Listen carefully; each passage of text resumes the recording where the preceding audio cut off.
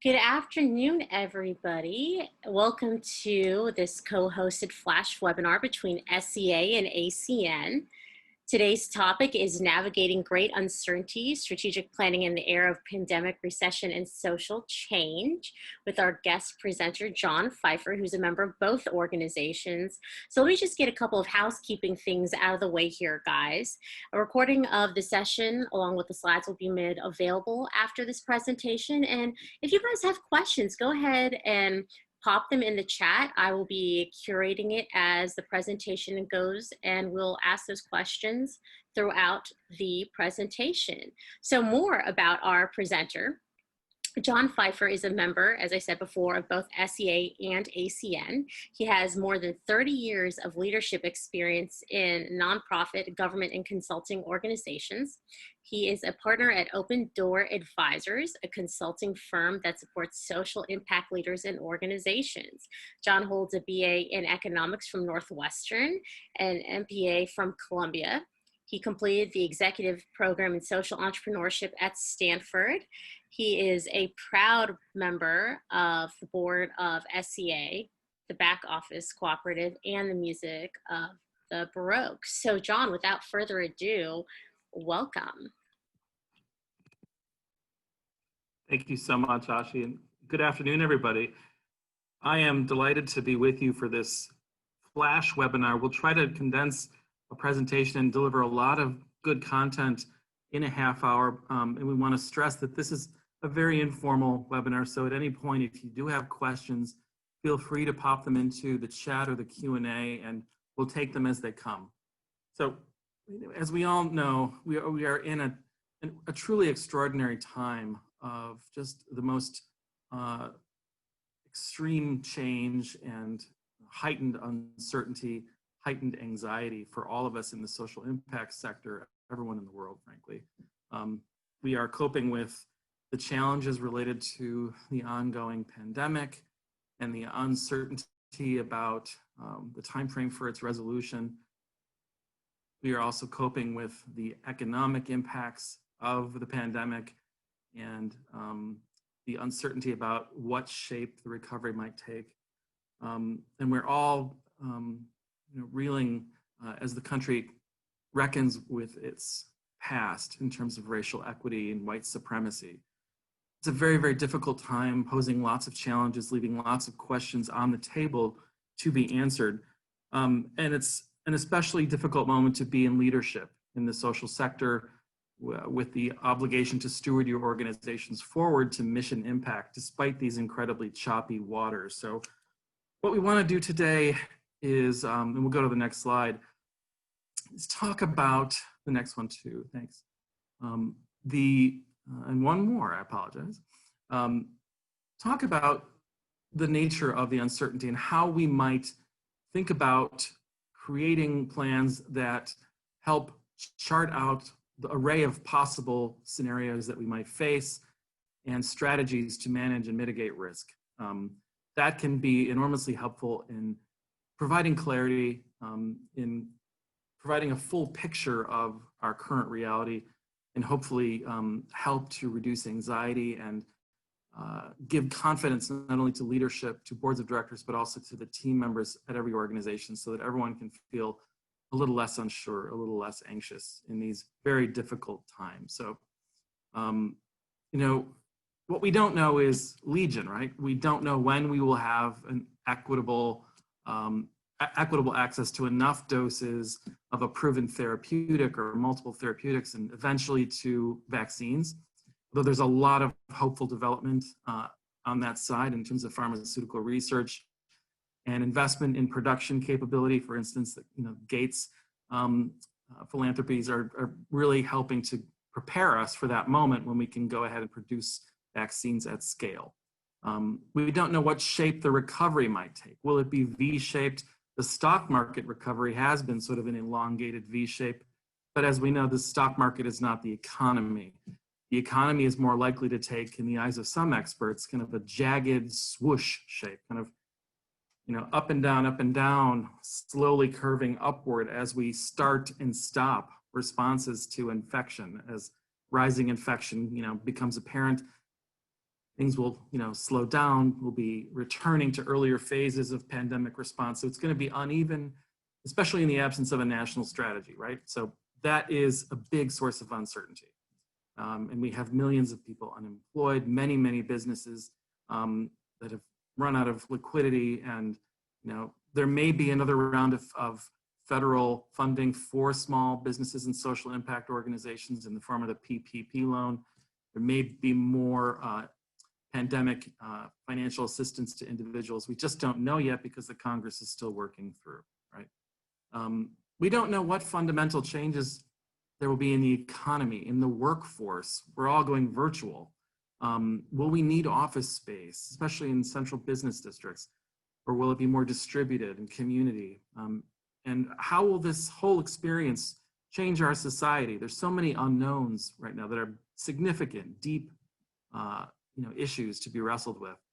And then finally, as I said earlier, how will our country dismantle and redress the systemic racism and white supremacy we are seeing and all the issues we are, unfortunately witnessing regarding police brutality in communities of color? These are very troubling, very, very disturbing issues that need thoughtful response and everyone's engagement to address. Next slide, please.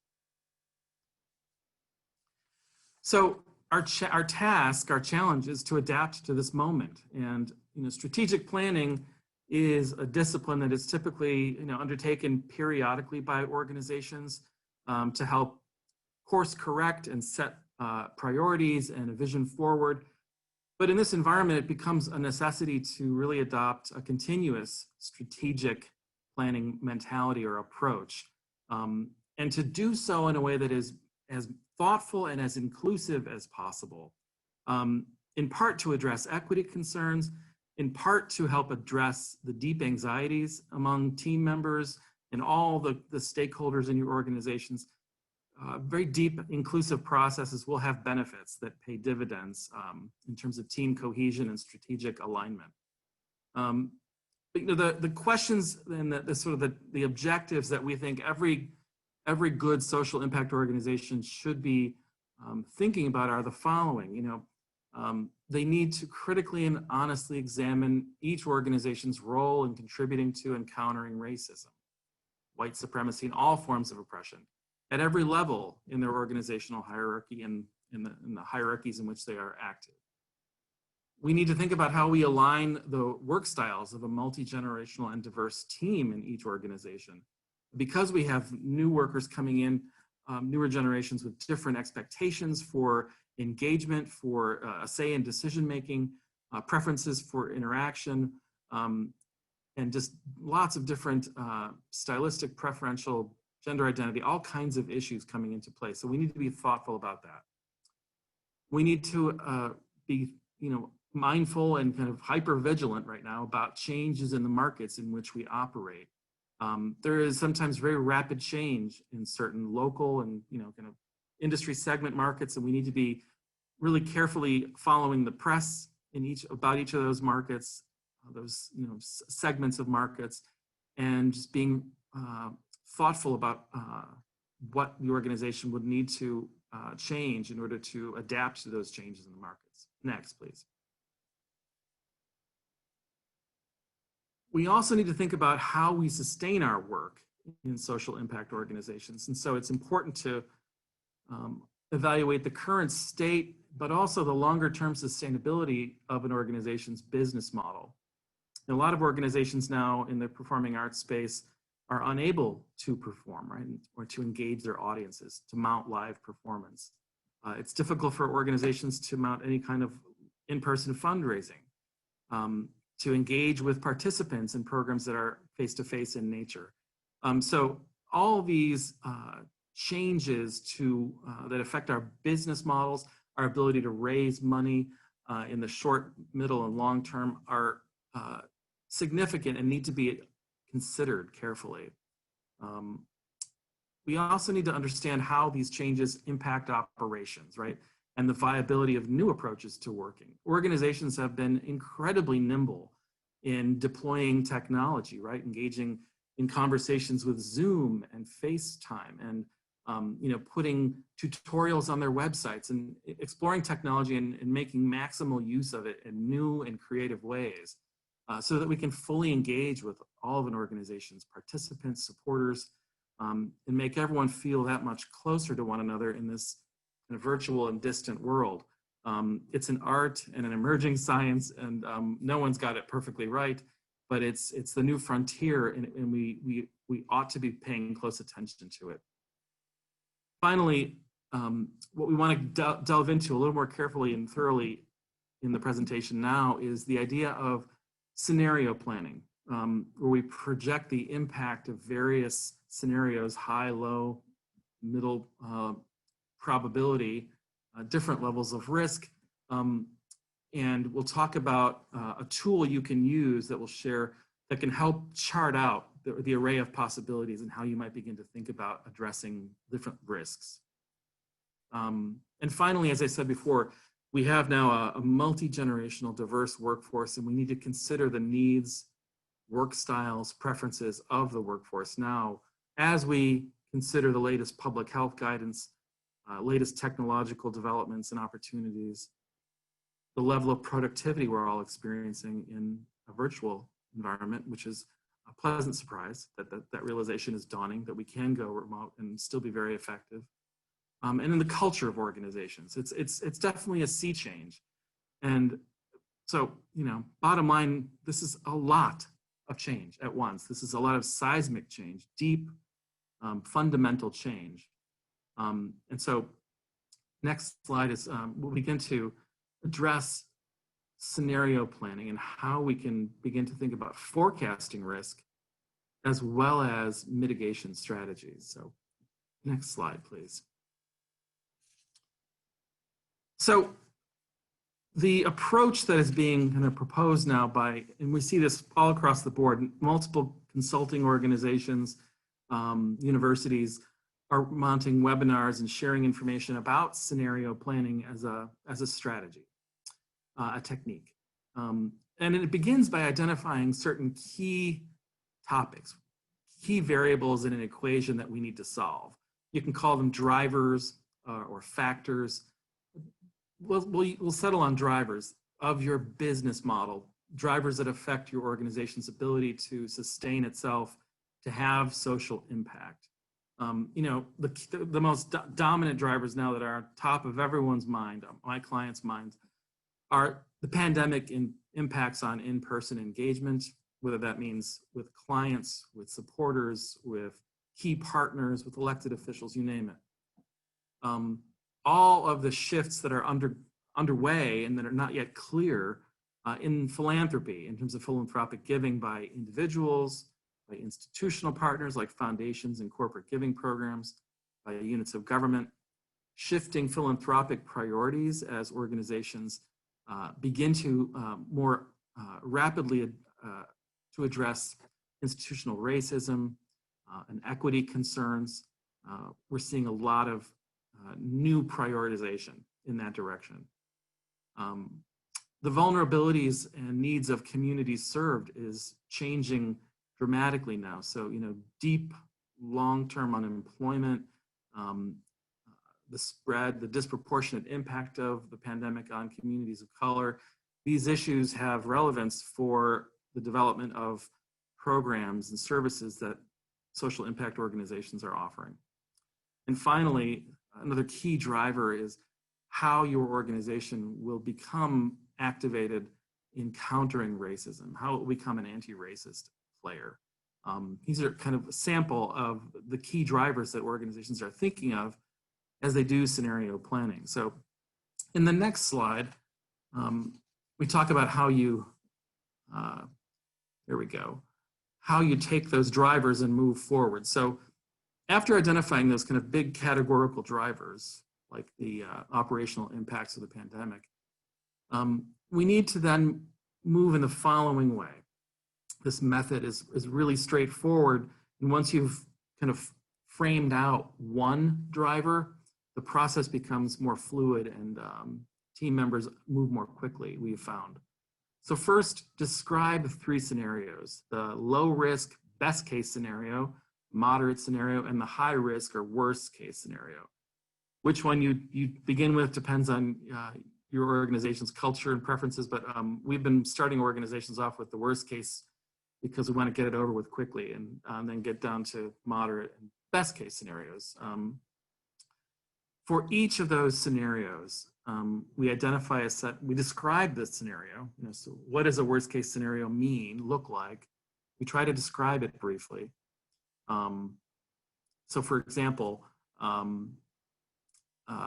regarding philanthropic funding, a worst case scenario might be a 25% or greater loss of funding due to shifting priorities, or due to kind of uncertainty in individuals' lives, and because of the uncertainty, people may not feel as confident in their ability to make gifts at the same level they were in previous years. So a sustained recession might have a chilling effect on philanthropy.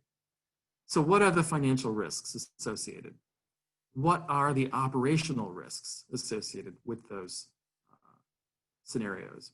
And then for each scenario, worst case, moderate case, best case, imagine a set of actions that your organization could take to manage and mitigate the identified risks. So what can you do? What's in your wheelhouse? What tool could you deploy? And then finally, the question of when you would deploy those actions.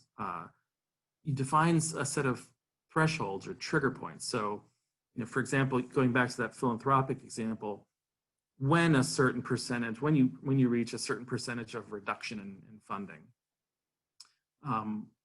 you might consider taking the following action, like drawing down on a reserve, like reaching out to a major donor for an emergency gift, for example.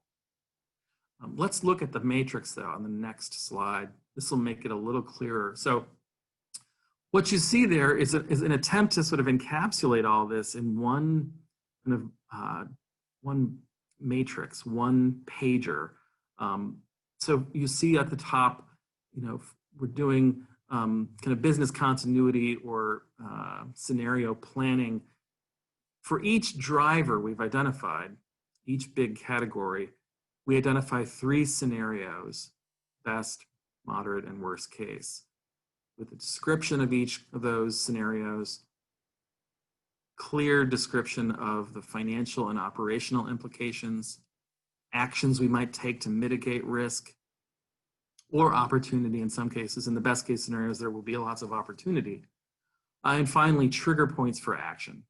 That can be a certain change in the environment, a certain percentage change in some metric, for example. So that is the tool that we have been using. There are variants of this tool floating around now. I know that next month Stanford is doing a scenario planning webinar.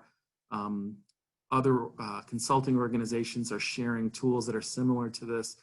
The discipline is all essentially the same, though. It's about forecasting, kind of being imaginative and trying to forecast what might play out in the best case, the moderate case, and worst case scenarios. We don't really know how to assign probabilities to those 3 cases right now. There's just too much uncertainty in terms of public health, in terms of the economy, in terms of the political environment. And so it's a very challenging thing to say, well, our best guess is that this is the way forward. Nobody knows. We just don't know. And so to be better prepared, to be the best stewards we can be of the philanthropic investments that have been made in our organizations, in our social missions, it behooves us to do this kind of really thorough planning and think about each potential scenario so that we're not caught on the back foot, but on the front foot. We're able to be agile. We'll have a set of pre-identified responses in mind, and nothing will be as scripted, but it'll give you an advantage, a way to move faster forward. So that is the presentation in a nutshell. We would be delighted to take your questions and hear about your experience of strategic planning, kind of business continuity planning in this extraordinary environment.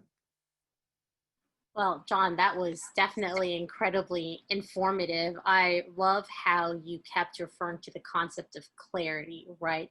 Being flexible, being agile, but not holding yourself back and holding on to the past too much, right? I absolutely have been in love with the concept of not holding on to that certainty. And I think that's really important, for organizations and for leadership to keep pressing through. And as you were speaking, a number of people were asking if the slides would be made available, if the metrics would be available, or the matrix, excuse me, as well as the presentation. So I will say those will be made available, of course, after this presentation. One question that just popped up from Daniel was he was asking if you have an example of that worksheet for a real world organization. Yeah, that's a great question. And, we're doing this now for multiple clients. So we can take one of those matrix kind of scenario tools that we've done and make it generic to preserve that organization's anonymity and share it. So we'll do that. We'll add a slide to the presentation that gives you the blank template as well as a fleshed out example. Great question. Happy to do that. That's awesome. Examples do help. There's another question from Ms. Cantor. Hi, Edie, how are you? John, many nonprofits are struggling to just keep operations going. How are your clients finding the time and resources to work with consultants on strategic/scenario planning? Mm-hmm. Well, so we have long-standing relationships with our clients. Typically, we've been working with them for many years. We've worked with over 100 organizations in Metro Chicago and beyond. And so these are long-standing partnerships in their social missions. So, folks have reached out to us at different points. We did a lot of work, for example, when right after the pandemic hit, and we were trying to help the social impact sector organizations access all the new federal relief funding, like the PPP and the Paycheck Protection Program and the emergency economic injury, disaster loans, et cetera. So, we try to be very responsive to our clients' needs and are offering a lot of pro bono assistance and tools. So if you go to our website, you'll see some materials there that you can share with your teams. The need to be on the front edge of this is important. It's, I think, easy to feel very overwhelmed by all of the uncertainty, all of the incoming news. I was just taking a walk with my partner, walking the dog a couple of nights ago. We were talking about, okay, we've got the second and third worst forest fires in California, 2 hurricanes barreling toward the Gulf Coast, the pandemic, the recession, another horrible incident of police brutality against people of color, and the civic unrest that follows. The political environment, it's all too much to take in right now. It's heavy, and it can be immobilizing. And the challenge is to not be immobilized, to let go of the past and to think, fearlessly about the future. The social impact sector, in many ways, holds this country together and steers it forward to progress, right?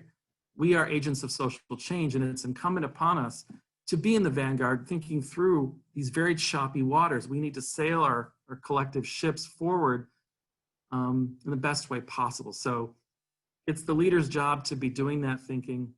We have relationships with partners, and we're helping to inform that thinking. It takes time more than money right now, right? It's a labor that, senior staff, key board members, and ideally deeper levels of the organization can participate in. But it's just, I think, truly important to do that. Organizations that are better prepared will be, I think, better positioned to succeed when we do get into recovery mode. Once we do have some clarity about how the pandemic resolves, the political environment resolves, the economy begins to recover. So long answer to your short question, I'm sorry. No, I love the amount of detail. I just sit here and I'm thinking about a couple things you mentioned. We're talking about being immobilized. I call it the mental paralysis, right? Where you're just so afraid to start, you don't even want to start. So, what would be your piece of advice? You talked about action steps, you talked about things we should be thinking about, but if you were to give bite-sized chunks at this point, to help get over that paralysis. I mean, even as leaders, we see it, executives, CEOs, consultants. How would you suggest taking those bite sized chunks and moving forward to, dare I say, get over that mental paralysis? Yeah. I think there's something to be said for momentum, like just getting started. And so, for example, in using this matrix, this scenario planning tool, just start with one key area of, vulnerability for the organization. One key change in the environment that's really impacting your business model, your revenue stream, and just start to unpack it and think about it in this structured way that we've proposed with this matrix. And just unpack one problem and make that your task for next week. And I think you'll find that by naming the worst case scenario and shining a bright light on it, it becomes a little less daunting, a little less horrifying, even though it is scary. But to do that and shine a bright light, and then to let your imagination and all of your creative problem solving gifts come to bear on how would we address that if it happened. There might be ugly kind of strategies that you have to deploy to mitigate risk, like worst case scenario, furloughs, layoffs, elimination of some programs, or putting things on suspense. It's just an unfortunate reality, but if you're able to do that for each of these key drivers, as we call them, it'll give you, I think, a greater sense of confidence in your ability to lead through all this change, to navigate what will inevitably be more change and shifts in the environment, and hopefully reduce the level of anxiety that's shared across the organization. Because as leaders, people look to social impact organizations, board members, senior staff, their supervisor, for reassurance, right? For some clarity. When are we going to get out of this? When am I going to see my clients again? When can we give somebody a hug again? I was just on a call with a client whose staff members have asked her that. When am I going to be able to give my clients a hug again? And she's like, not for a while, but we'll figure it out and we'll do virtual hugs and we'll still be close to them and we'll talk to them and we'll engage with them. But the level of anxiety out there is real, it's significant, and we have an opportunity to help reduce it. And that's a gift if we could do that. Perfect answer. I love that. All right, so this will be our last question for this particular Flash webinar from Sandra Davis. Do you think it is unethical or unphilanthropic to take advantage of the mass foreclosures and businesses for sale, aka buying real estate, acquiring businesses, making investments, etc.? That's a loaded question. I believe that you can't be a purely economic actor. I'm an economics major, public policy person. I don't believe that you can divorce an economic decision from equity considerations, from social considerations. And so just in the way that progressive investors have forced the finance industry to adopt they call ESG filters, economic sustainability and governance considerations on investment choices. Likewise, I would counsel anybody who's considering an investment to think about the implications of an investment choice. For someone who was forced to relinquish a business or a piece of property because of the pandemic, I'd have to ask myself some serious questions. And at the end of the day, if I didn't feel quite good about the decision and didn't feel troubled, that my conscience was, if my conscience weren't clear, I'm not sure I would move forward. We're walking into, I think, a period of sustained economic uncertainty. It's going to be a very bumpy ride, probably for 2 years or more. And so there will be, opportunistic, opportunities for people to come in and take advantage of vulnerabilities. I'm not sure that's the healthiest response to this situation. Rather, I think we should come together, look for ways to support organizations that are in trouble, small businesses that are really having a tough time. Hopefully the federal government will step in with some investment and some recovery money.